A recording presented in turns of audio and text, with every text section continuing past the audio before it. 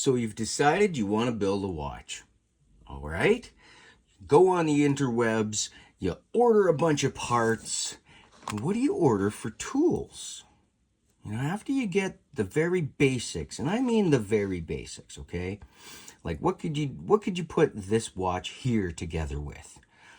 Now don't get hung up on the parts, okay? It's just random stuff I grabbed off the bench here, but point is, this is a whole watch. You've got your bracelet, your case, your movement, your dial, and your hands. That's it. That's all that's really needed.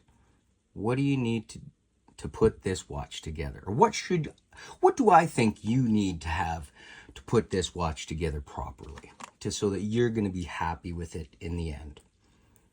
Here, very simply, I got 6 things for you. I'm going to move that to the side. Number 1, gloves. You're going to want gloves or finger cots. Touching any of these parts with your bare fingers is an absolute nightmare to fix afterwards. Your fingers have natural oils on them, and it will leave a mark on all of these parts, especially the internal parts. Like you touch the movement, oh, it's a nightmare. Okay, gloves. Definitely want gloves. Number 2, I would say get yourself one of these cheap little pads, cheap little cushioned pads. The reason I say that is because, well, number 1, it gets it up off the table, because it's almost impossible to work at table level. This here is perfect for that. Also, there's a little built-in depression right in the middle there. So you can flip your movement over one way or the other, and you're not going to hurt anything. So if you put it dial side down so that you have the pinion, you know, right there, there's a little extra give in the middle. You're not going to hurt anything. You can also set your hands on this, you know, without any trouble. You don't really need a movement holder. This will work perfectly for that. You can get the job done. Very, very handy little unit to have.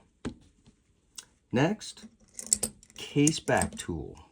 You know, whatever tool you're going to need for the caseback of the watch you're working on, you need the tool. Period. You just have to have it. Next, a hand setting tool. Now, I would recommend, highly recommend Namoki's tool. It's not super cheap, but it's really good. It's really, really good, and it ships with the GMT hand also. Because these ones, you just pop one out, and you could put the GMT tip in there. So it's absolutely great, and it's everything you need in one tool, and it's got a bit of weight to it, which is also nice. It's not just super cheap feeling at all. It's a very, very nice tool. I will leave links to as much stuff as I can directly in the description down below. Next thing, you need a spring bar tool. You have to have one.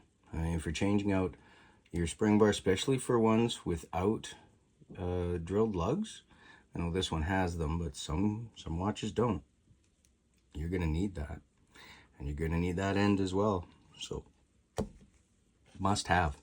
Next thing for modding, very beginner thing, you definitely need at least one flathead screwdriver. You can get away with the cheapest of the cheap with these, honestly, just to get yourself going. But for any bracelet with screw links, you have to have it.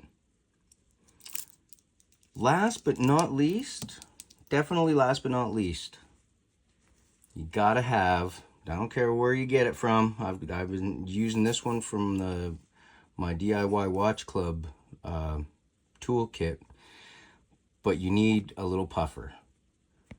To get any of the little stuff out of there, you need a way. I don't care if it's one of these or one of a can full of compressed air, anything.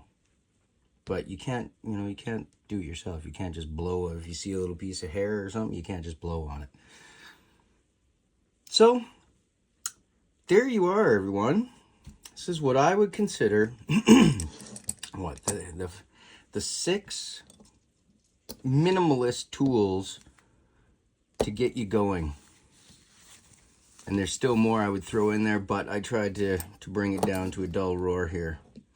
So I would say 6 things, and you could put together a very basic watch for yourself with no problem whatsoever. As long as you don't touch anything with your bare hands, you'll be good. And that's what the gloves is for.